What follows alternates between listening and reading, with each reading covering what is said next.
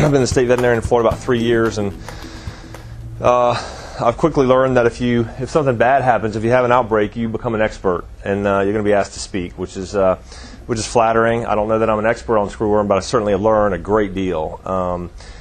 Really interesting insect, and we certainly don't want it to become established in. Yes, thank you, Carl. That's perfect. No, I think that's good. Y'all can, if you can't see the pictures well, let us know.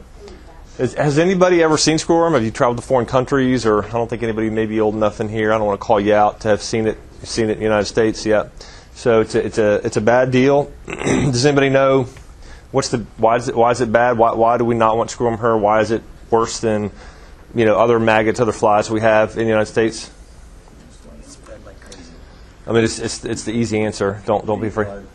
It eats live tissue. That's right. So that's the issue. Is these maggots of the New World Screwworm fly, they eat live tissue, living tissue. All the other domestic flies we have, maggots, larvae, all that, they're eating dead tissue, necrotic tissue, or organic debris. Right. So that's gross, but it's also really serious and can be devastating to livestock and wildlife as well. So it's the scientific name is Cochleomya homnivorax. Looks like this right here.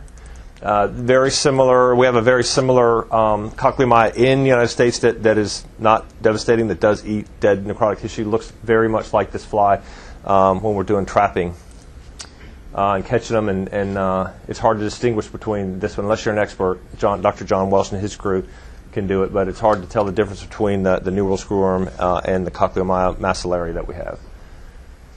Again, it's the only larva that eats living flesh, so that's the concern, and certainly can kill animals if it's not treated. It's currently endemic in parts of South America and the Caribbean, including Cuba and Jamaica, so that's concerning to us. It should be to y'all as well. I'm going to show you some slides. We're not the southern tip of Florida, the Keys, we're not far at all from Cuba. In fact, closer to Cuba probably than the rest of us. So briefly, the life cycle, a little bit about the New World Screwworm fly.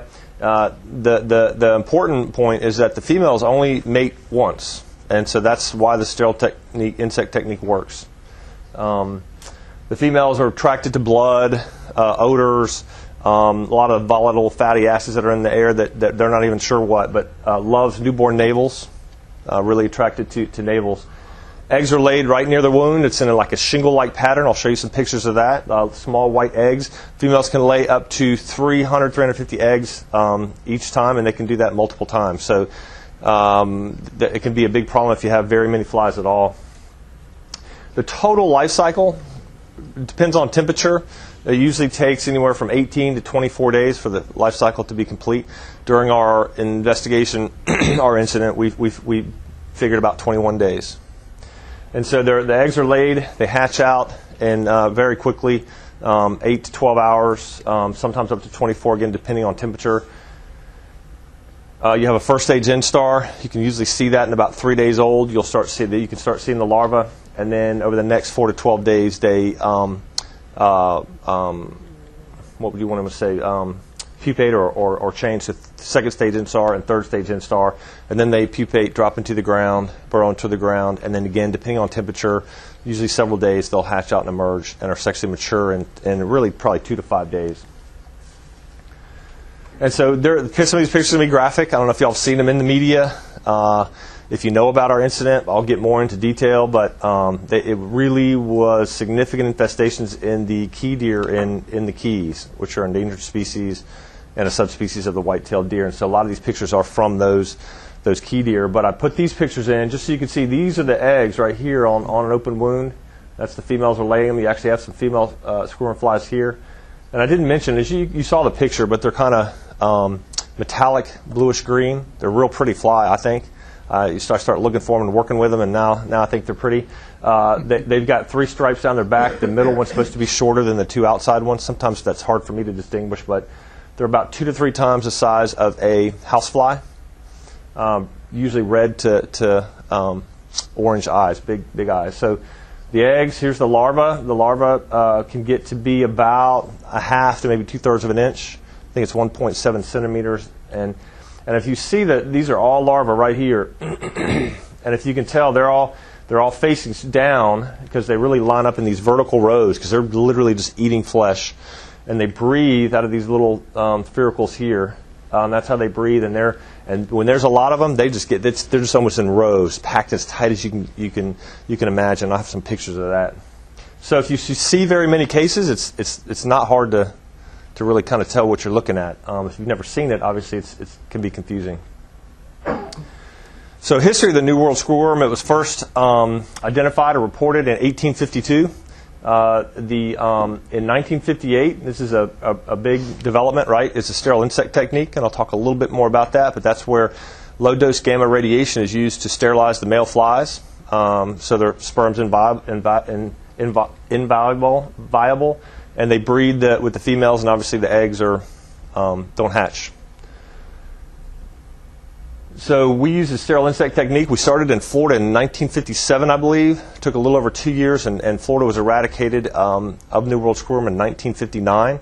And then the U.S. and USDA and the states used the program to push it out of the United States down through Mexico. Mexico was declared free in 1991, and then down through Central America. So right now, there's a screwworm raising facility in Panama. It's a cooperative program between the United States and Panama. Obviously, it's really important to us. Everybody, we want to keep that plant open and functioning and working well. And that's where we got the actual pupa from. They actually flew twice a week to Florida for us to release pupa, actually. We put out pupa, and they hatched usually within hours, and I'll talk about that as well. And so they actually are constantly releasing flies down the Darien Gap between Panama and Colombia, constantly to keep it out of Central America and coming back up through Mexico and entering the United States. So again, we use the sterile insect technique. Again, the factory raises the flies down to Panama. They irradiate the pupa, low-dose gamma radiation. The males become sterile. And then the New World Screwworm flies in general, the females only mate once. So it's a very effective program. It's very safe. It's very eco-friendly. And so it's really a successful story. You try to release, just overwhelm the wild population. And we did that. We released currently, I think, over 160 million flies in the Keys area. So I'm just going to briefly go over kind of just clinical signs. I didn't have these slides in here, and I thought we all might at least just want to briefly kind of know what you might see. It's probably, you can imagine it's not rocket science. You'd probably guess these things, but again, the first stage instar larvae, usually be able to see those in the wound about 3 days after the eggs hatch. Get a real nasty, bloody discharge. It smells very bad. The odor is really bad. In fact, some of the experts that were down in the Keys when we first got down there, we actually had to go euthanize a pig. It was a pet pig in the backyard.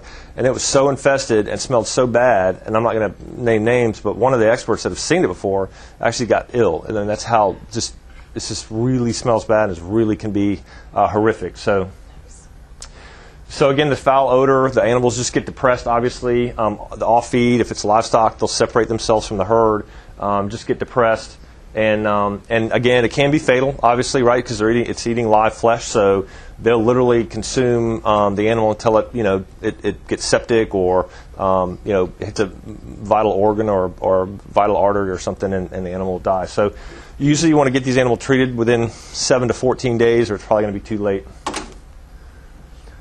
So treatment, and we did a lot of outreach and education during our incident, and it's still going on. I won't say we've completed it, but we've done a lot of outreach to veterinarians, answered a lot of questions about treatment.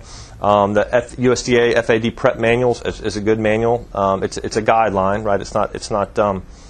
We didn't follow it specifically, but it has really good information on treatment. It has the effective products that can treat that you can use on animals, and that list is in that manual, so if you're interested, take a look at that. So basically just remove all the larvae, really debride it well, pull them all out, obviously potentially antibiotics if there's secondary infection. Topical insecticides do work, so pyrethrins, organophosphates work, and then antiparasitic drugs, so the ivermectins work well, so ivermectin, dormectin, All those products, pour on, injectable, oral, all work. And then Capstar actually works well. And so that's actually what was used in some of the small animals, and it works really well. And so again, it's very treatable. That's the good news. Again, so the big problem obviously is if you have much of an outbreak is the wildlife, and that's why it hit our key deer so hard, because obviously you're not going to, it's hard catching them, it's hard treating them. So historically, that's why back in the 40s, 50s, probably early 60s, we didn't have a lot of wildlife, nearly as much wildlife, right? I don't know if y'all remember, but deer, turkey, all that just wasn't as prevalent in the South, in Texas and Florida. And now we have, really healthy wildlife populations. Part of that's management, but part of that is we don't have the New World Screwworm any longer, because it'll devastate newborns. So the Florida incident, we got a call to our office on, sorry, all my allergies are killing me, on September 29th. I think it was actually, the 29th. A biologist from the Key Deer, the National Key Deer Refuge in Big Pine Key, and that's in the lower Keys. And the Keys are, folks, Monroe County, they're very particular in that we named the exact Keys and what specific location, because the Keys are actually a really long chain of islands, and they want us to be specific. And so I'll show you all specifically where, but it's basically, thank you, the lower Keys.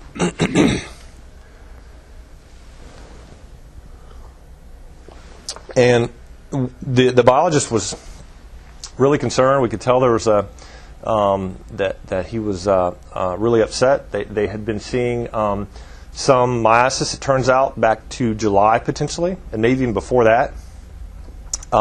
Hadn't seen a lot of deaths, but they started to spike in September. And they were starting to see, in September, 1 to 3 or 4 deer euthanizing them a day. And this is an endangered species, and it's very beloved in the Keys, the key deer. They're really cute. They're subspecies of the whitetail. They're about 3, maybe 3.5 feet at the shoulder, the bucks. So they're real cute. A lot of them roam through the neighborhoods in the Keys. There's a lot of urban wildlife interface. They name them. Not supposed to feed them. I suspect some do. But they're very beloved. They name the deer. They have Facebook things of their deer, all those kind of things. So they were very concerned. We had the biologists, the Keys folks, ship it to NVSL. The larva, that was a Thursday. It's to arrive on Friday. They also sent one to University of Florida earlier that day. So the University of Florida got one sample on Friday, as well as NVSL did. And it was confirmed that Friday. Preliminary confirmation was on Friday, so we knew, and even based on the pictures and speaking to the subject matter experts, particularly Dr. John Welsh, he was huge in this incident. I don't know if you all know Dr. Welsh. He's the really the OIE, the world expert on screwworm, and he works for USDA International Services. Great resource, great guy. He basically was down there the whole time. Worked, the hardest working guy I've ever seen. Passionate about screwworm, but we were sending him pictures, and he told us Friday. He said, "That's it. You got screwworm." I couldn't believe it. I was kind of shocked, but here we are. And so just so y'all have some geographic representation on it, I have other maps as well. Obviously, here's the bottom of Florida. Miami's right about here, and the Keys start, the very southern portion of Florida. Key Largo is kind of the northernmost city, and then the lower Keys are right here. These are considered the lower Keys, and this is really where the National Wildlife Refuge is, and that's really where our infestation was. I mean, that's basically where it's confined to through the eradication program. This is a 7-mile bridge. Dr. Welch thought that would be a good buffer. They don't like to fly over water, and apparently they didn't. And so this is the middle Keys, and then upper Keys, and then Key West. This is actually the index case, and some of these pictures are going to be kind of graphic, but I wanted y'all to have appreciation. It's too dark. You probably can't appreciate it, but right in here, the larvae are packed in there, just in rows. And just almost really organized, and you can tell they're just getting in there as tight as they can get in there. It's really dramatic. It's the only maggot that does that. Other maggots that we have that are domestic are just much more haphazard. So I wish you could see that. I think I have better pictures later. This was actually the index case that got sent to, not index case, but I guess the initial case that got reported to us. This was the deer. And all these deer pictures you see, these were euthanized. These were live deer when they euthanized them. So this deer was alive probably an hour before this. So it's graphic. I will mention that humans obviously can get screwworm. It's not common. It's usually third world countries or maybe people that don't have good health care or are mentally ill or something like that usually get it. Obviously, you have good hygiene. The average person's not going to get screwworm. But there are some pictures, if you go on the internet, of humans that have similar lesions. So just briefly, the National Key Deer Refuge is beautiful. It's got a lot of endangered species down there. Probably the most notable is the key deer. They estimate the population. They don't really know. They had Texas A&M come in and try to help them get a true population count. It's probably between 850 and 1,000 before the screwworm incident. As I mentioned, the deer, a lot of them, some are skittish depending on what part of the wildlife refuge they're on. Some are more remote, but a lot of them really have interface with the homes and the citizens in the neighborhoods. And if you drive through Big Pine Key in the morning, this morning right now, you'll see them walking all over, and they're really adorable. They told us that the fawn crop was really good in 2016, so we figured, well, we probably didn't have screwworm, at least into any significant numbers in the spring. So here are the key deer pictures. These are obviously newborns. I don't know, the mama maybe got hurt or something. Maybe they're nursing them. This is a little bit older one. I assume she's treating it. I'll speak about it in a minute, but we actually were allowed to treat the deer with dormectin. We think that was part of the success story. This is one of our feeders where they were feeding some feed with dormectin in it as well. And this is just a nice, pretty doe. So again, here are the keys. This is where the Key Deer Refuge is, really here. We had our incident command post set up in Marathon. We actually started heading down Friday. We had an incident command post with multiple agencies set up by Monday afternoon. And here again is just to give you all some perspective. Here's Cuba. Here's where the National Key Deer Refuge is. And here's Florida. So basically, if you're Tampa North, you're further away from the Keys than Cuba is. More pictures, just so you can see. I don't know if you can appreciate that. Those little bumps are the back end, basically, of the larva. So they're packed in vertically as tight as you can be. And what they were seeing was lesions. Most of the deer that were dying were bucks. That's the rut started, and that's what really kicked it off. Why we think they saw a lot of cases. As they started having the larva. And as you all know, most biologists, or you probably know, if you don't, I'm going to tell you, most biologists, and especially on refuges, things like that, they really believe on minimal human intervention. It's really, they just want nature to take its course. So some of these deer that were having these lesions, they leave them on the refuge, on the grounds. So really what it became was a perfect breeding ground for screwworm. I mean, they're just dumping these deer back, just letting them, euthanize them, letting them stay there, and then these pupae are hatching. Because if they're third stage instar, even if you kill the deer, they'll drop off and pupate. And as soon as an animal dies, they drop off. I think it's a pH issue. But they need some oxygen, and they know when they're feeding on live tissue, and once you kill a deer, they'll start almost immediately dropping off. And so the bucks were rutting, and so that's what these neck wounds, head wounds, that's why we were seeing all around the neck and head as the bucks were rutting, getting little lesions, scrapes, and cuts, and then the screwworm were infesting those areas. And so this just kind of represents that. You can't probably see that, but basically this is July 4th. And a few cases, different dates in July, and then this is where it starts September, and the cases started, almost daily in September. They were seeing deer die, and 25 of the 30 that they think estimated died at that point were males.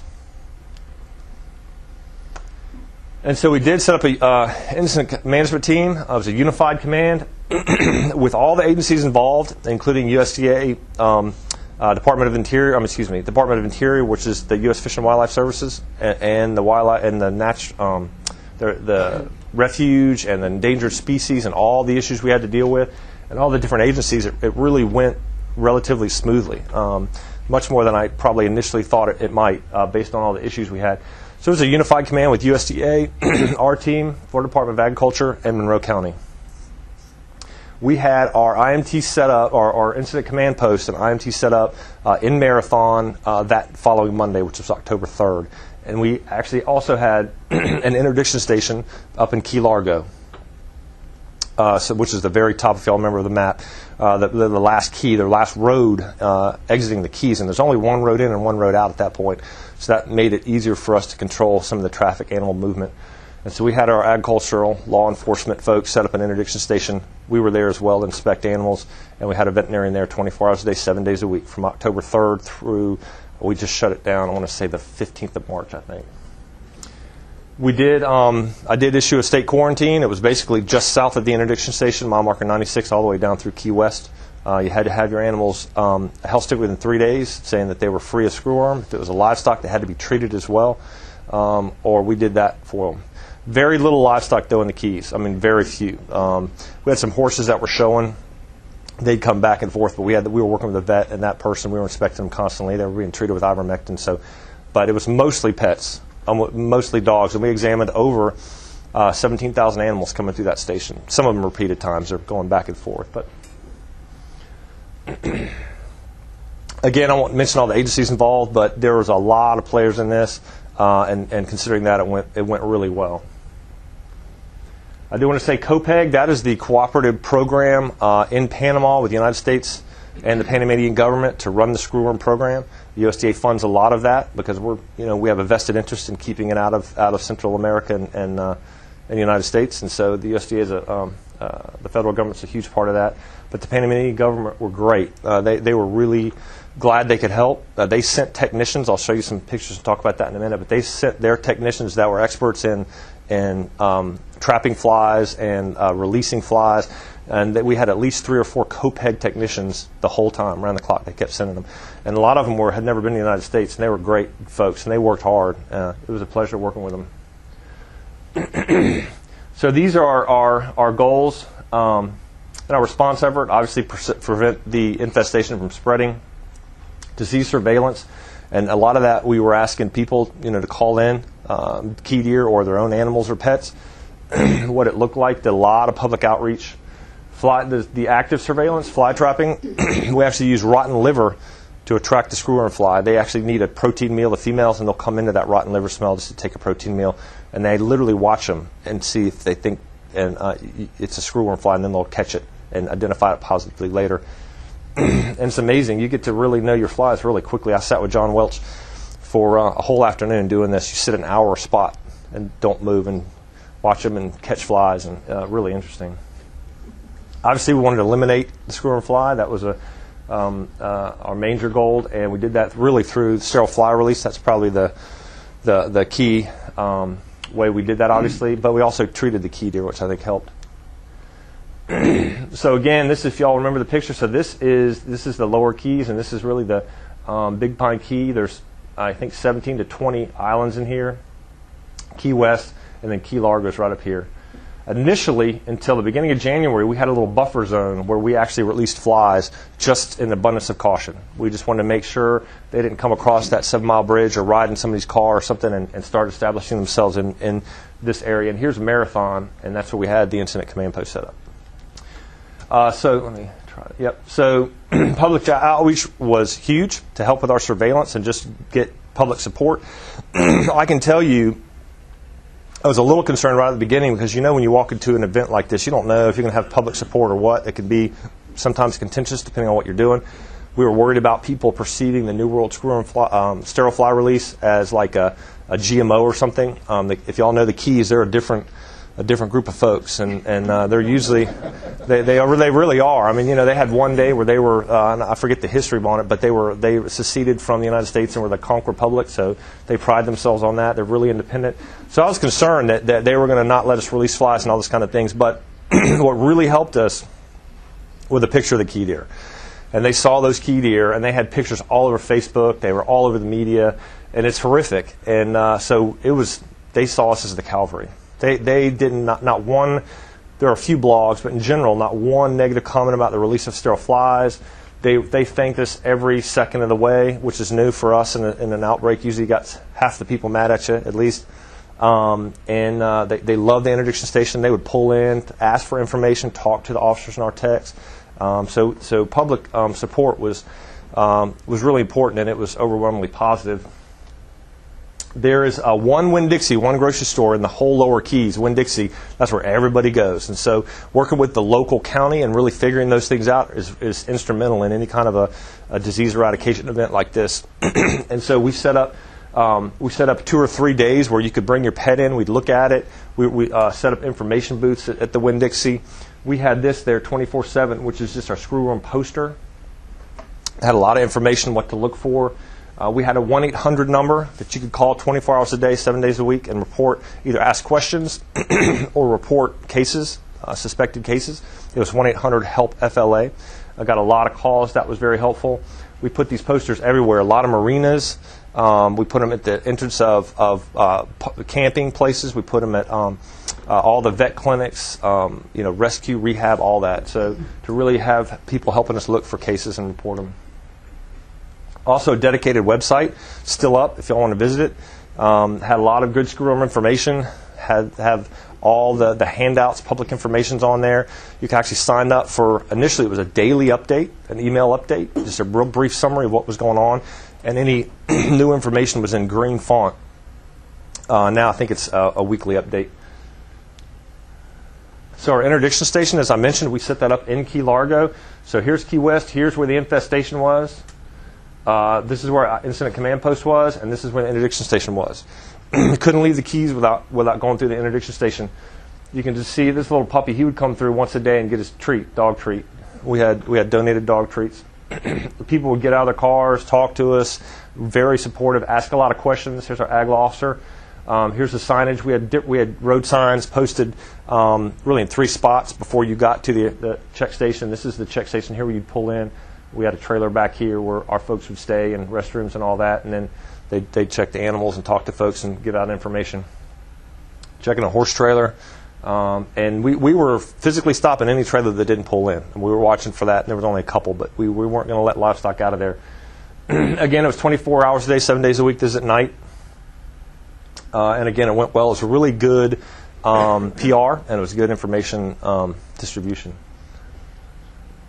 We also did fly assessment. I mentioned that. So you literally sit over, really thought through locations where you might find screwworm flies. So John Wilson and his team would really determine what would be good habitat based on GIS mapping, and then go in and they time each place you'd sit for 1 hour over literally rotten liver. It smelled. I mean, after I did one afternoon, I couldn't get the smell off me for like a week. But it brings in flies, and you really learn your flies quickly.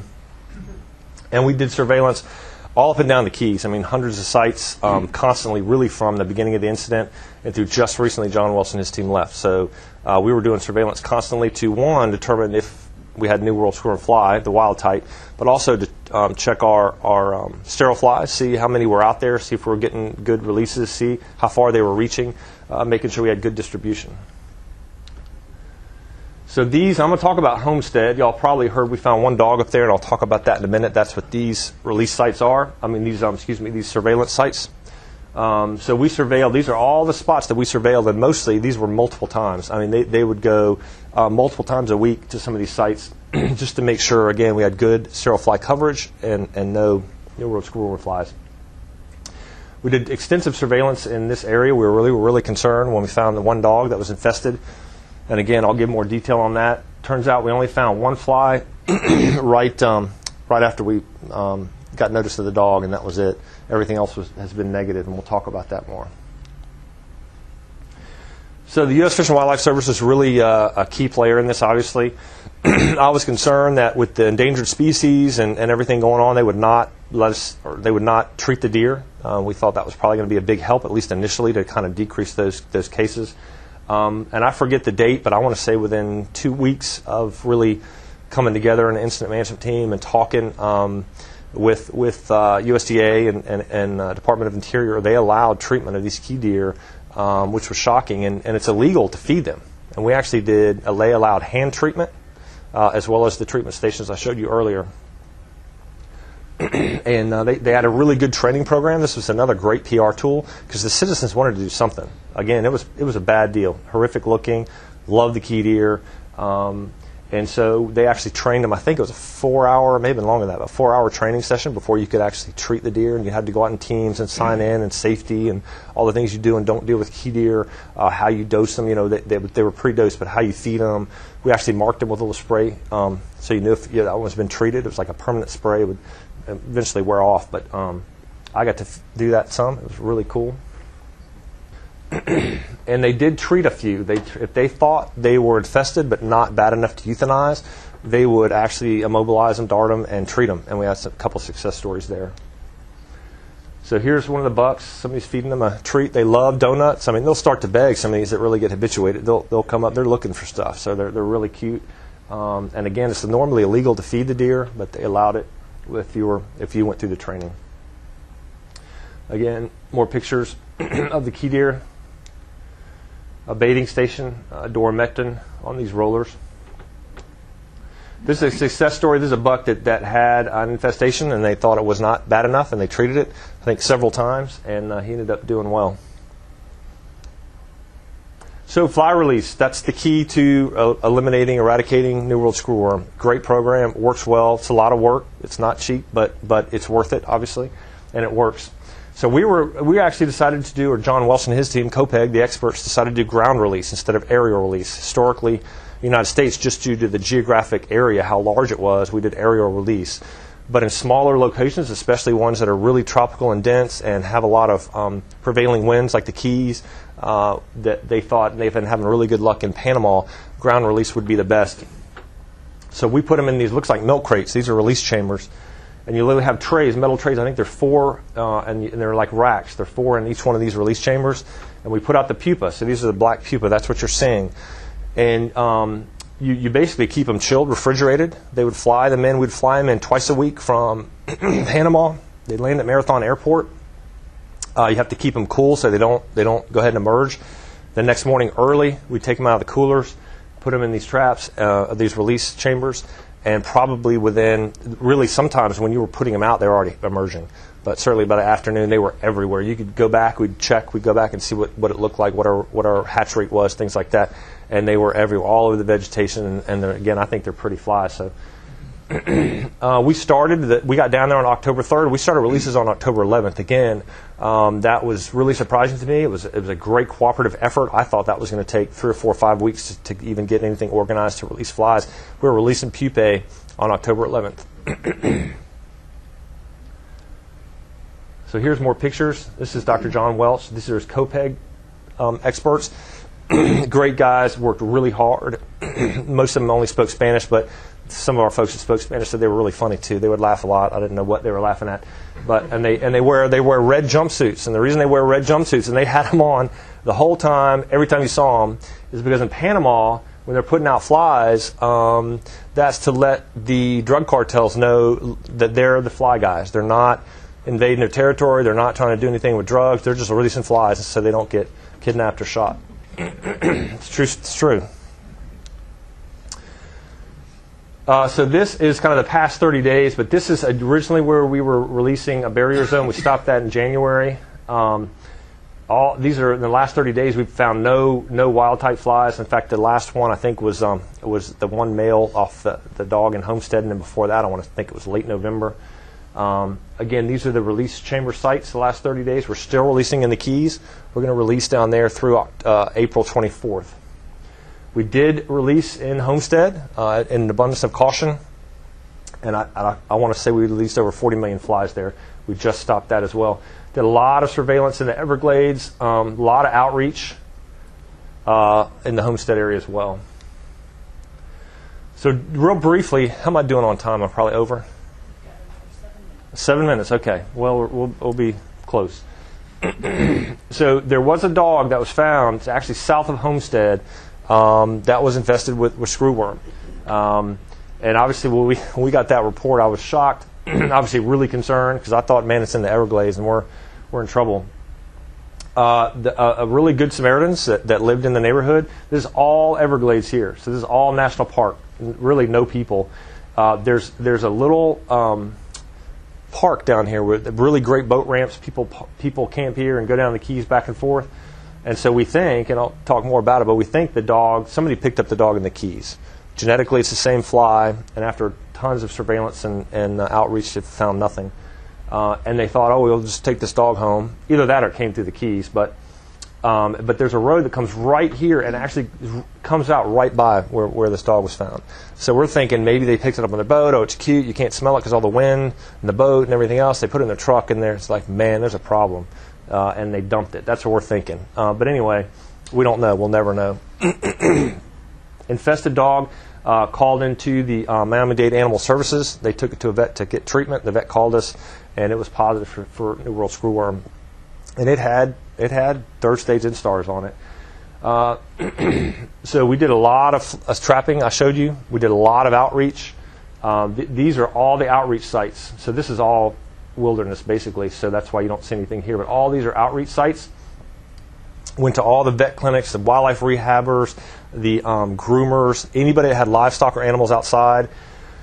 We stopped and asked them and looked at their animals and talked to them and had them submit samples. We've gotten a fair number of samples from Miami-Dade County, and all have been negative except for the one dog. I mean, all the submissions. We just had 2 last week.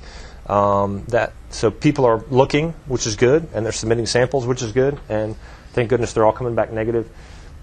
So again, John Welch, based on all of our outreach, checking animals, we've gotten probably, I'm guessing, I want to say a dozen samples over the last couple of months from this area, all negative, all the trap negative. John Welch is confident we don't have screwworm in this area.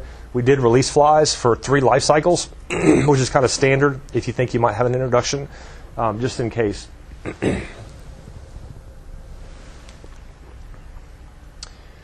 So we had a lot of presumptive positives, both in retrospect and kind of during the initial, when we got boots on the ground initially.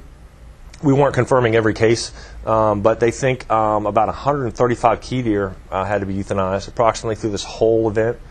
Confirmed cases, we had 17. 6 were domestic animals, dogs, cats, a few. I'm trying to think. I think a pig, a pot-bellied pig or 2. Most were wildlife again. Last confirmed case. And so what you do is you release flies based on your last find, and that could be a wild-type fly or an infestation. So right now, this is our last epi date, basically. It's January 10th. That's the last find of a positive animal. We've had, again, quite a few investigations in the mainland. All of them have been negative except for the Homestead dog. We also have, Alabama had 1 submission, which is great news, right? Vets are looking, people are looking and listening to the news. 2 from Georgia and 2 from Louisiana, and those are all been negative. Just briefly, just kind of an epi curve. So these are the animals that we think had positive were positive for screwworm. You see an uptick here. These are key deer. This is when the Wildlife Refuge called us. The next couple of weeks were rough. I mean, we're seeing a lot of animals, mostly key deer having to be euthanized. We started Sterile Fly Release here. They started treatment here, which is the week of October 16th through the 31st. These are 2-week intervals. And you see just a dramatic drop in cases. And these are the two key deer that we had right there the first week of January, the last one January 10th, and that's the Homestead dog. So we've seen nothing since that January 10th date. And so this is just a summary of the current situation where we're really ramping down. We're still releasing flies in the Keys through April 24th. We stopped releasing in Marathon, in Homestead. Closed our interdiction station on March 18th. They stopped Keter treatment stations on March 16th, and they're going to stop the hand treatment April 10th. The U.S. Fish and Wildlife Services did collar 10 what they think are gravid does, pregnant does. One of those does actually died, so there's 29. But they're watching those, they're following them, and when they fawn, they're watching those closely. So we're really that's going to be our sentinel, really, most likely. But again, we're continuing outreach to veterinarians and all the animal concentration points, just to have people report any suspected cases. And we're continuing the outreach and education. One learning lesson for us is I can tell you, if you're a regulatory official, state veterinarian, the small animal practitioners think that foreign animal diseases are the large animal folks. It's not. They don't even think it applies to them. They're not even thinking about it. 3 veterinarians had seen cases in domestic animals. I think all 3 were dogs before we got the report. and they just weren't even thinking about it. Didn't even cross their mind. They just thought it was maggot infestation. So we're lesson learned for us. We're going to start really doing a better job of accreditation training and reaching the small animal practitioners.